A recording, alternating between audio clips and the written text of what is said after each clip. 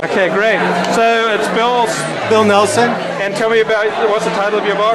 It's the Hollywood's Hellfire Club. I'm the co-author, along with Greg Mank and Charles Hurd. Put together this. Do I want to look into it? Yeah, it doesn't matter. Look anywhere you want. All right. Look anywhere you want. So we put together this book that's about a closed drinking circle in Hollywood in the 30s and 40s. And it mainly revolves around this painter named John Decker. And they all resided at his house on Bundy Drive. And the Bundy Drive that is most famous for O.J. Simpson, you know, and all the exploits this group of raconteurs. And basically, to make long story short, they made the Rat Pack look like Boy Scouts compared to their exploits. And how did you become interested in this topic? I read this book called Minutes to the Last Meeting by Gene Fowler, and he was one of the Bundy Drive boys, as they were called. He was a writer, a script writer, and he wrote a number of books. And this book came out in the 50s, was his experiences with this group. And so what we wanted to do, my idea was to do an unexpurgated Minutes to the Last Meeting.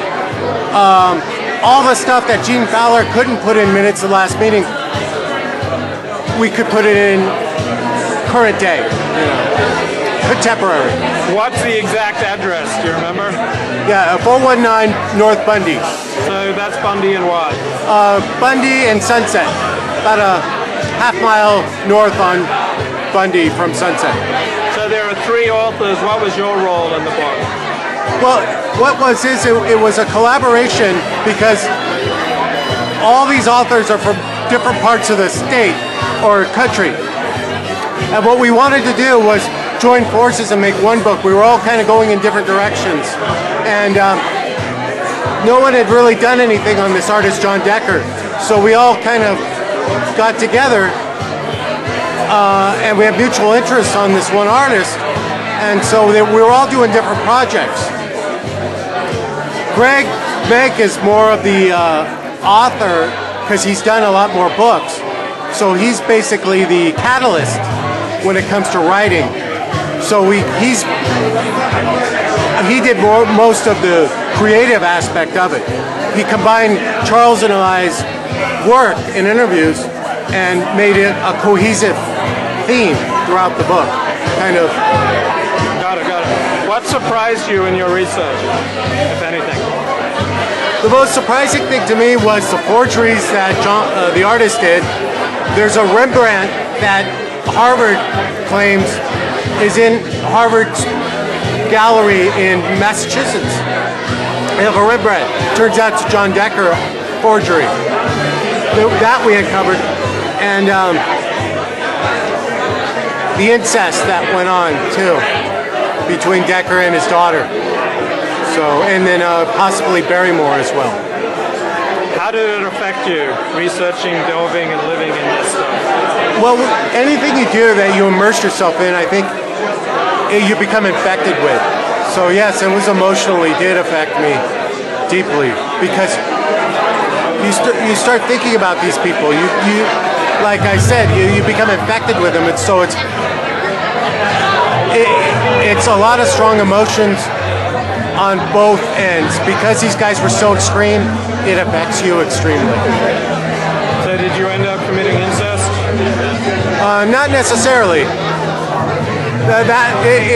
It affected me, but I wasn't. First of all, I wasn't around young children when I was doing the book, so thankfully, no. Is this your first book? Yes. What surprised you about the process of publishing a book? How long it took. I mean, I couldn't get over all the little things you have to do and the hurdles you have to jump through. You know, it took 10 years to get this thing done, from start to finish. So it was a lot of ups and downs, a lot of emotional ups and downs, thinking it wouldn't happen, and then it happened. And you know, what really surprised me is you have a vision of how it's going to be, and then it ends up totally different. So it's a path you take, but and the journey you're on. it's like going to Mecca. You know, it's not going there; it's the journey. Is the whole idea. You know. How did it affect your real life? Oh, I mean, it was my life in many cases. So everything I did affected my life because my whole life was centered around getting this book done. So everything I did was affected by this book. The book was basically the focal point of my life. And that took a toll? Or that energized you, or both? Well, I think it did both in certain ways because it was such emotionals up and down, you know. The rewarding and satisfying aspect of getting it done and published, and then on the other hand, you know, going through the whole process of disappointments and the uncovering things, you know. So yeah, so I think it's like anything else, you know. It's one of those things that if you really put your heart and soul into it, you know, you're going to come out a different person. What were some of the most interesting reactions you received to the book? All the unique material we put in the book that no one had seen before, that got us praise in the Guardian of London, and a lot of people seen it have never seen these images before.